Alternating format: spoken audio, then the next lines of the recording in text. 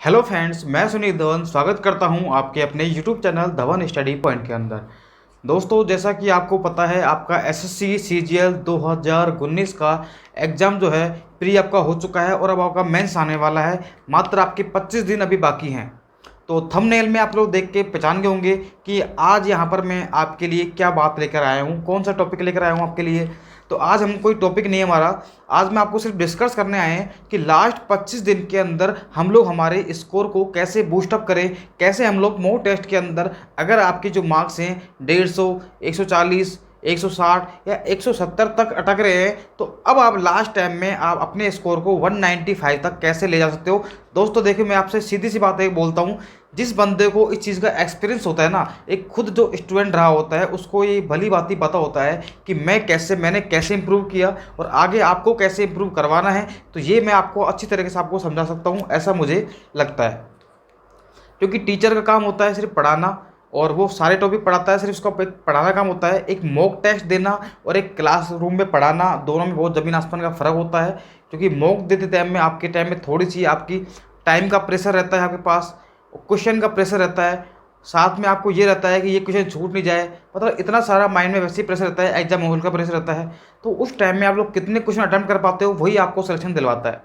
तो मैं आपको लास्ट 25 दिन के अंदर कैसे हम लोग तैयारी करें कि हम 25 दिन के अंदर हमारा स्कोर जो है 140 से हम लोग डायरेक्ट ही 195 तक लेके आ सके। देखिए, तो दोस्तों मैं आपको वीडियो के लास्ट में एक बहुत ही इंपॉर्टेंट बात बोलने वाला हूं, तो प्लीज़ आप लोग वीडियो को लास्ट तक देखना।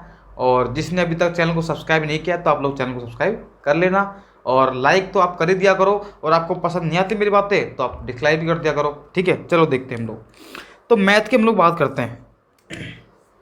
आज बात कर रहे हैं एसएससी सीजीएल 2019 मेंस।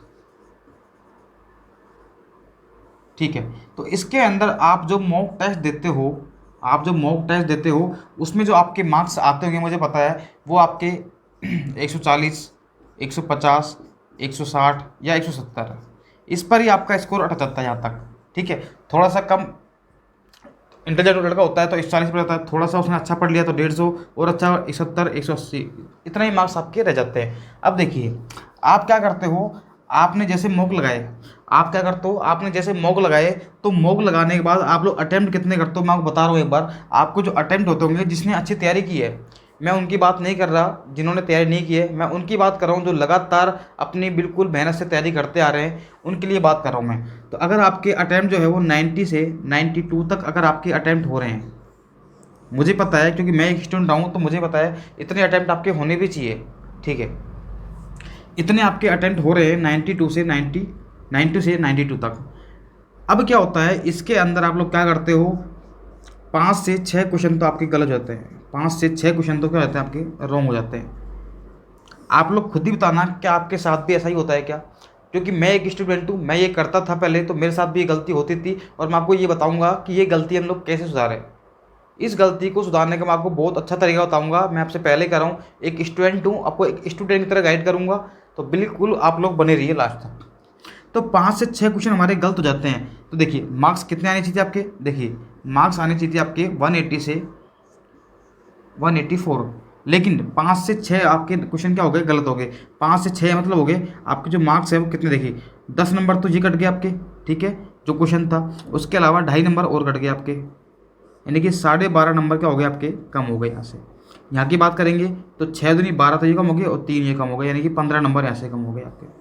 यानी कि मैं अगर रेशियो निकालता हूँ तो इसमें से आप लोग माइनस कर दो एक बार, कितना बचेगा आपका, बताइए कितना बचेगा, 167.5। ठीक है, ये बचेगा क्या, हाँ 1 मिनट कम हो गया, ज़्यादा है ना। ठीक है, ठीक, हाँ बिल्कुल सही है। और यहाँ पर कितना बचेगा आपका, 15 माइनस कर दो आप लोग, कितना बचेगा ये 166। 1 मिनट 15 माइनस करोगे ना इसमें आप लोग, कितना आएगा 9, तो 169। तो इतना आपका क्या आएगा, डिफरेंस आएगा। ठीक है, ठीक है, तो इतना नंबर देखिए, आपकी मार्क्स आने चाहिए थे 180, 184, लेकिन आ कितने रहे 167.5। और मुझे पता है आप में से कम 70% लोग ऐसे होंगे उनके मार्क्स जो है वो यही आते होंगे। आप चाहे खुद ट्राई कर लेना आप लोग, मुझे कमेंट में लिख के जरूर बताना एक बार, क्या मैंने जो बात बोली है क्या आपके साथ भी वही होता है। तो जो मेरे साथ में पहले ऐसा होता था, इतने मेरे अटेम्प्ट होते थे लेकिन कट पिट के मेरे मार्क्स जो है वो इतने आ जाते थे। लेकिन मैंने कैसे इंप्रूव किया और आपको कैसे इंप्रूव करना है उसको मैं आपको बिल्कुल गाइड करने वाला हूँ। ठीक है, देखिए अब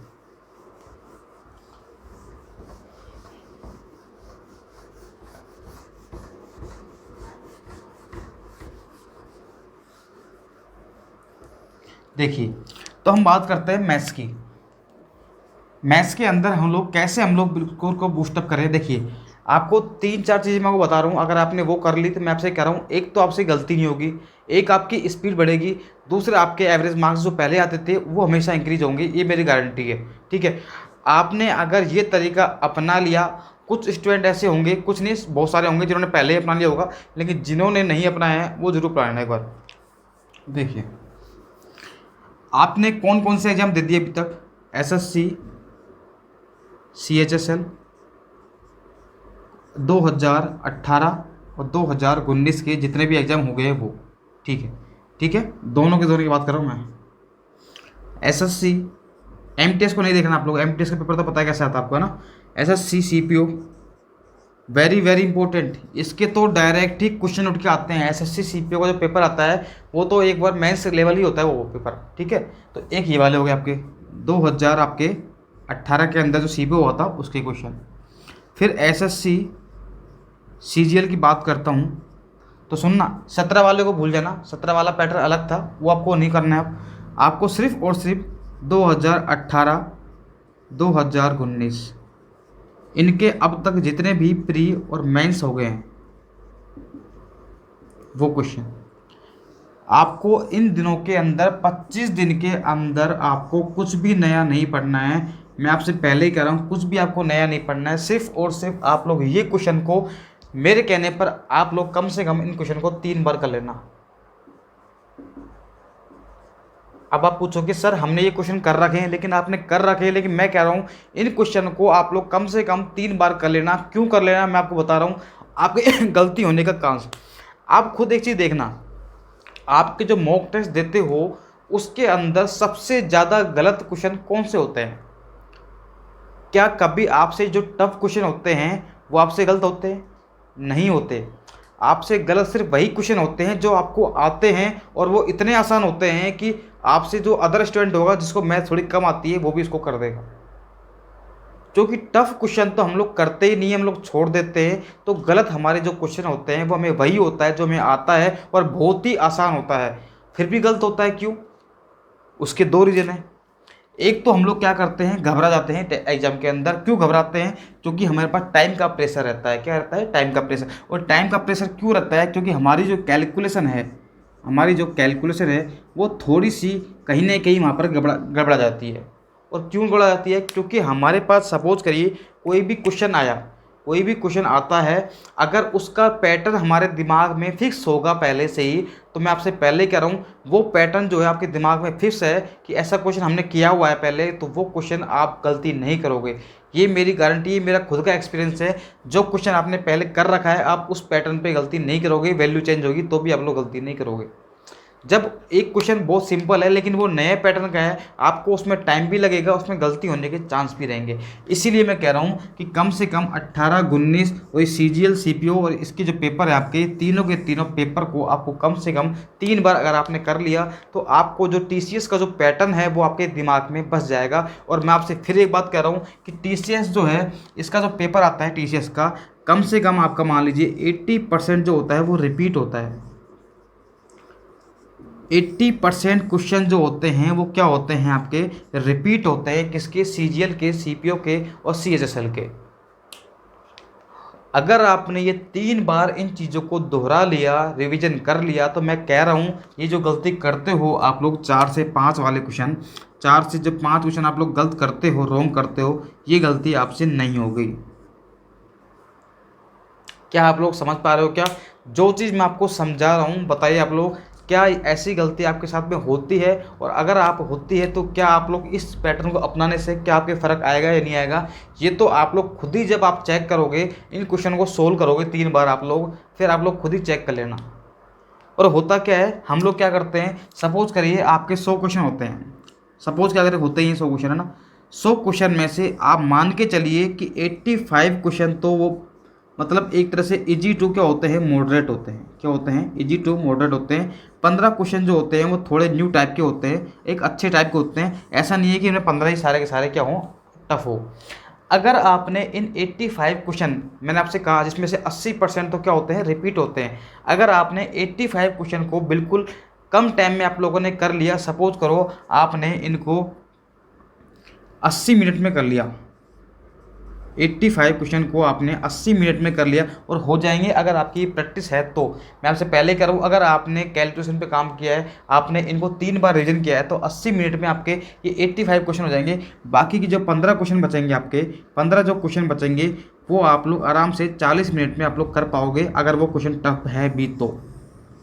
और पहले आपको देखिए, पेपर को आपको कम से कम आपको 3 अटेम्प्ट में करना है, 3 बार में करना है। ऐसा नहीं है कि आप लोग डायरेक्ट ही लगे पेपर करने के अंदर, ऐसा नहीं करना है आपको, वरना क्या होगा, आप पहला क्वेश्चन देखा, अरे यार ये तो बहुत टफ आ गया, सेकंड देखा, अरे यार ये भी नहीं हो रहा, तीसरा किया, यार इसमें भी टाइम लग रहा है, फिर आप लोग होपलेस हो जाओगे। और होपलेस होने के बाद में क्या होता है, फिर आपका पेपर पूरा बिगड़ जाता है।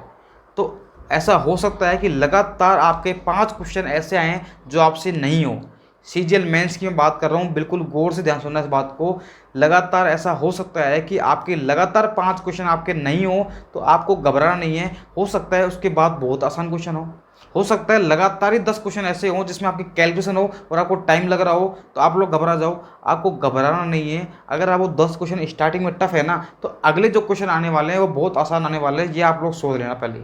क्योंकि टफ क्वेश्चन जो होते हैं वो ऐसा फिक्स नहीं होता है कि वो लास्ट में आएंगे या बीच में आएंगे या शुरुआत में आएंगे, वो कहीं भी आ सकते हैं। एग्जामिनर उनको सेट इसलिए ही करता है ताकि आपका माइंड जो है वो डाइवर्ट हो जाए, और आपका माइंड आपको डाइवर्ट नहीं करना है, ये बात मैं आपको समझा रहा हूँ। और ऐसा ही होता है, मुझे पता है आपके साथ में, आप घबरा जाते हो क्वेश्चन देख के।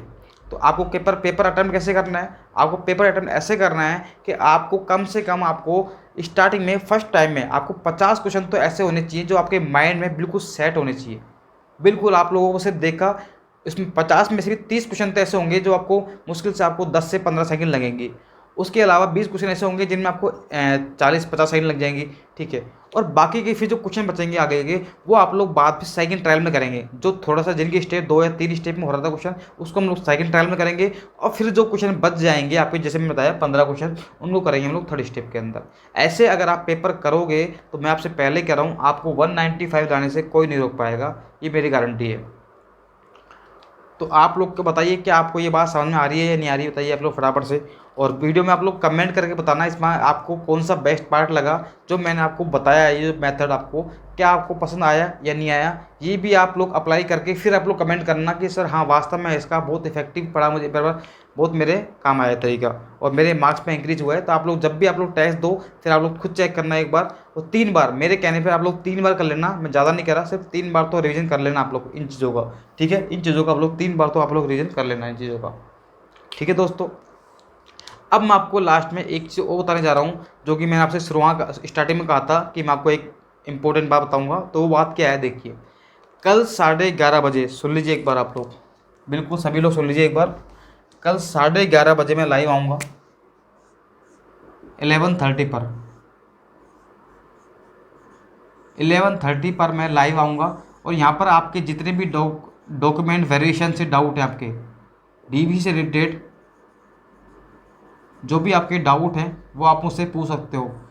आपकी 10th की मार्कशीट में क्या गलती है, 12th में मेरा फादर्स का नाम गलत है, ग्रेजुएशन में मेरे स्पेस नहीं है, या फिर ओबीसी का सर्टिफिकेट में ये दिक्कत है, ईडब्ल्यूएस के सर्टिफिकेट में ये दिक्कत है, कितने टाइम का होना चाहिए गैप इसके अंदर, मेरा पुराना सर्टिफिकेट है, मेरा नया सर्टिफिकेट, सारे के सारे आंसर जो हैं आपको कल के लाइव क्लास में मिल जाएंगे। तो 11:30 बजे जितने ज़्यादा लोग लाइव आएंगे उतना ही मुझे भी मज़ा आएगा और आप लोगों को भी सारे डाउट क्लियर हो जाएंगे, ठीक है दोस्तों। तो याद रखना टाइम 11:30 बजे आप सभी को लाइव आना है। कोई भी आपका डाउट हो आप मुझसे पूछ सकते हो 11:30 बजे लाइव मॉर्निंग के अंदर। बिल्कुल ध्यान रखना, आप लोग भूलना नहीं है किसी को भी। ओके चलो मिलते हैं अगली वीडियो में, जब तक के लिए bye bye. Okay thanks for watching.